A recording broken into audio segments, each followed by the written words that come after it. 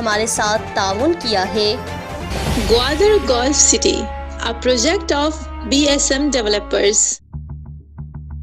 New Metro City, project of BSM developers.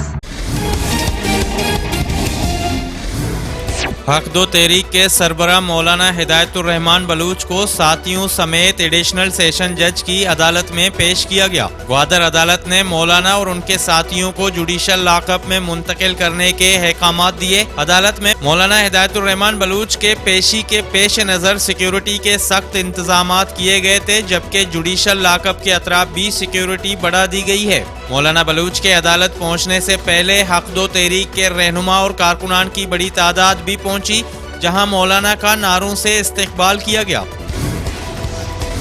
حق دو تحریک کے سربراہ مولانا ہدایت الرحمان بلوچ کو ATC کیسز میں کرائم برانچ کوئٹہ نے تفتیش مکمل کر کے گوادر منتقل کر دیا ہے۔ آج ہونے والی پیشی میں گوادر عدالت نے مولانا بلوچ کو ساتھیوں سمیت گوادر جوڈیشل لاک اپ میں منتقلی کے آرڈر جاری کیے ہیں۔ آئندہ 2 سے 3 روز بعد پولیس کی جانب سے تفتیش کے چالان عدالت میں پیش ہونے کے بعد کیسز کی سنوائی شروع ہوگی۔ مولانا بلوچ پر 780 302 سمیت 17 سے زائد کیسز میں کئی دفعات لگائے گئے ہیں۔ مولانا ہدایت الرحمان بلوچ اور ان کے ساتھیوں کے ضمانت کے لیے درخواست دیں گے۔ مولانا ہدایت الرحمان پینل کے معراج علی بلوچ ایڈوکیٹ کی دی گوادر پوسٹ سے خصوصی گفتگو میں اظہار خیال کرتے ہوئے کہا کہ پولیس کی تفتیش یک طرفہ ہے، سزا یا جزا کا فیصلہ عدالت کا اختیار ہے۔ ایڈوکیٹ معراج نے ایک سوال کے جواب میں دی گوادر پوسٹ کو بتایا کہ دفعات کو ثابت کرنے کے لیے پولیس کو عدالت میں موقف دینا ہوگا، جس کے بعد کیس کا فیصلہ ہوگا۔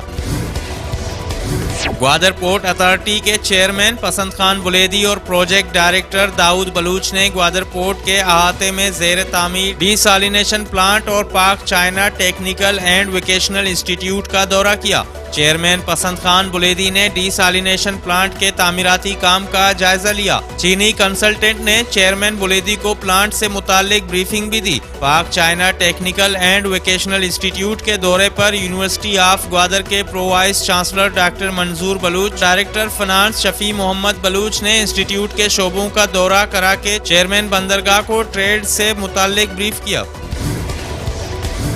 گوادر پورٹ اتھارٹی کا ماہانہ جائزہ اجلاس GPA ہیڈ آفس میں منعقد ہوا۔ اجلاس میں تمام ڈپارٹمنٹل سربراہان نے شرکت کی۔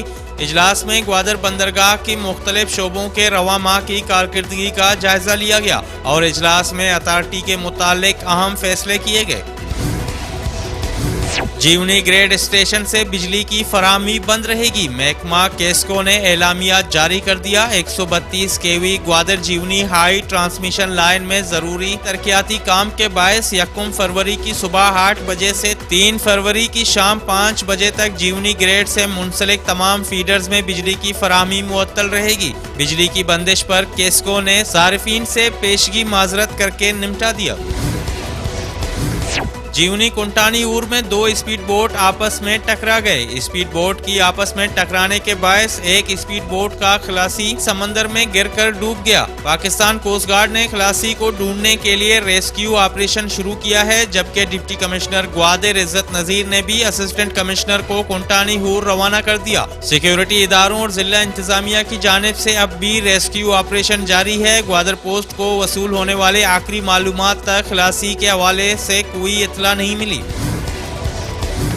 گوادر کا سرحدی کاروباری مرکز کنٹانی ہور 10 روز تک بند رہنے کی اطلاع۔ کنٹانی سے موصول ہونے والے اطلاعات کے مطابق 10 روز کے لیے کاروبار نہیں ہوگا۔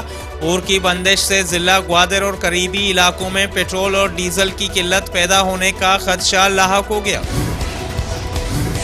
جمعیت علماء اسلام گوادر کے درخواست پر میونسپل کمیٹی گوادر نے شنبہ اسماعیل میں ایک روزہ خصوصی صفائی مہم چلائی۔ صفائی مہم میں عملے اور ہیوی مشینری کے ذریعے کچرے کے ڈھیروں کو اٹھایا گیا اور گلیوں کی صفائی بھی کی گئی۔ ڈالر کا اثر ساحلی کاروبار تک بھی پہنچ گیا۔ گوادر میں پیٹرول کی قیمت ایک بار پھر پر نکالنے لگ گئی۔ گوادر میں منگل اور بدھ کی درمیانی شب پیٹرول کہیں 5 روپے تو کہیں پر 10 روپے سے 15 روپے مہنگی ملنے لگ گیا۔ شہریوں نے ضلعی انتظامیہ سے قیمتوں کو کنٹرول کرنے کا مطالبہ کر دیا۔ اور گوادر میں پہلی باضابطہ کرکٹ اکیڈمی کا افتتاح کر دیا گیا۔ گوادر کرکٹ اکیڈمی کا افتتاح پاکستان ٹیسٹ کرکٹ کے سابق کھلاڑی صادق محمد نے فیتا کاٹ کر اور بال کو شاٹ لگا کر کیا۔ افتتاحی تقریب میں یونیورسٹی آف گوادر کے ڈائریکٹر فنانس شفیع محمد بلوچ، گوادر ڈیولپمنٹ اتھارٹی کے چیف انجینئر سید محمد بلوچ، ڈائریکٹر فنانس طارق عزیز لاسی، گوادر کرکٹ اکیڈمی کے صدر حنیف حسین، حمید اونڈا سینٹر کے چیف ایگزیکٹو حمید رشید بلوچ سمیت علاقہ عمایدین اور کرکٹرز کی بڑی تعداد بھی موجود تھی۔ تقریب کے آخر میں مہمانوں کو یادگاری شیلڈ بھی پیش کیے گئے۔